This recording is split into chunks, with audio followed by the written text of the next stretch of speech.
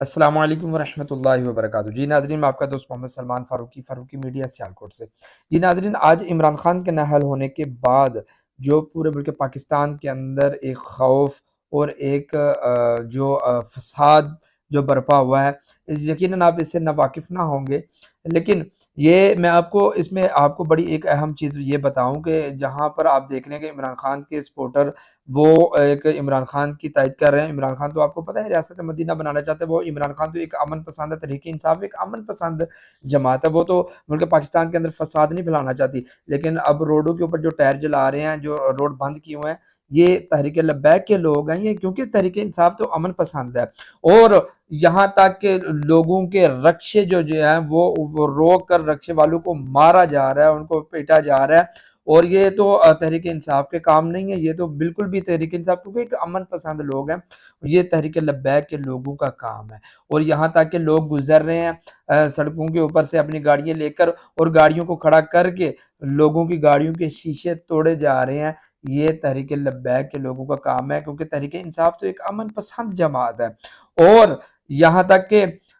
بات اتنی آگے بڑھ چکی ہے، تحریک لبیک والے اتنے آگے بڑھ چکے ہیں کہ یہاں تک کہ جناب انہوں نے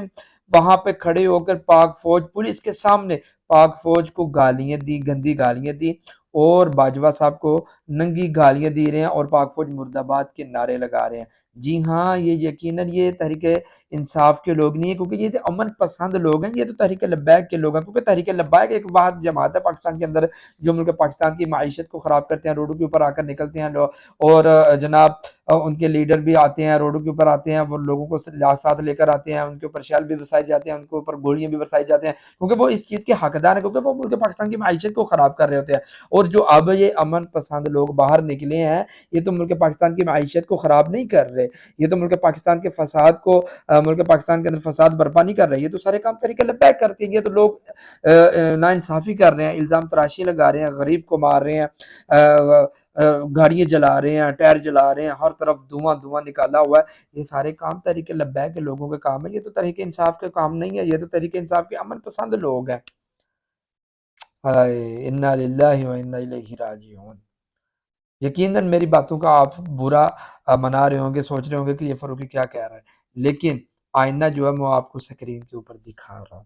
یہ ہے یہ ان کی گڈا گردی، یہ ہے ان کا انصاف، اور یہ ہے ان کے لیڈروں کی تعلیم، یہ ہے۔ لیکن انشاءاللہ ابھی ایک ہفتہ بھی نہیں ہوا جو حویلیاں کے اندر کارکنان کو شہید کیا گیا تھا، اب شہیدوں کا خون راگا نہیں جائے گا، اب یہ اللہ دنیا کے اوپر یہ اس چیز کا حساب لے گا، عمران خان اس چیز کا حساب لے گا عمران خان سے، اور جو وہاں پہ لندن میں بیٹھا ہوا ہے نا، اس کی حکومت میں ممتاز قادری کو پھانسی دی گئی تھی، اور تیری ہے اس حکومت کے اندر، جو عمران خان کی حکومت کے اندر بہت سارے قادیانی کو فراوانی ملی ہے، بہت سارے قادیانی کو تقویت ملی ہے، اور دین اسلام کو جتنا خطرہ اس عمران خان کی حکومت میں ملا ہے، میں کہہ رہا ہوں عاشقان مصطفیٰ کا خون بہایا گیا، ان کو شہید کیا گیا۔ انشاءاللہ وقت دور نہیں ہے، یہ سارے آئینے، یہ دنیا، یہ اللہ تمہیں دنیا کے اندر کس طرح ذلیل کرے گا، اب یہ دنیا دیکھ رہی ہے، انشاءاللہ آئندہ بھی آگے دیکھے گی، اور انشاءاللہ فاروقی میڈیا انشاءاللہ یہ آئینہ انشاءاللہ آپ کو دکھاتا رہے گا۔ انشاءاللہ مجھے اجازت دیجیے، میں آپ کا دوست محمد سلمان فاروقی میڈیا سے